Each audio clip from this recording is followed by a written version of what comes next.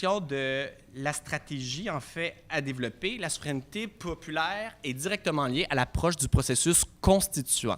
Si le gouvernement, l'État, le régime démocratique, qui n'est pas vraiment démocratique au sens fort du terme, n'est pas quelque chose de légitime, il faut recréer un nouvel État, des nouvelles institutions.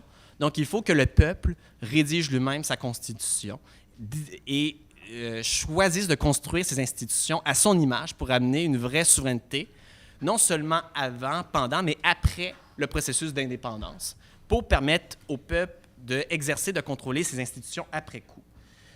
Ce qu'une approche d'Assemblée constituante permet de faire, si elle est élue ou tirée au sort, par exemple, c'est de construire un projet de société, de pays, qui permettrait de donner un sens concret à ce que voudrait dire la souveraineté, en fait. Ce ne serait pas juste un oui ou un non sur une question abstraite pour redonner un peu plus de pouvoir au gouvernement du Québec en laissant le régime parlementaire actuel qui ne laisse pas le pouvoir aux gens.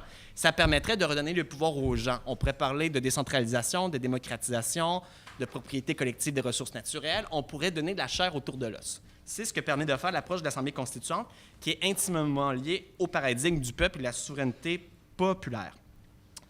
Ensuite, cette approche implique que la souveraineté va se faire par en bas. Donc, au même titre qu'on parle parfois de socialisme par le bas, on peut parler d'indépendance par le bas. C'est par les gens directement auto-organisés, par des listes citoyennes, des groupes populaires, qu'on va élaborer, construire des institutions ensemble pour se donner des institutions qui permettent aux gens, aux citoyens et citoyennes de se gouverner eux-mêmes.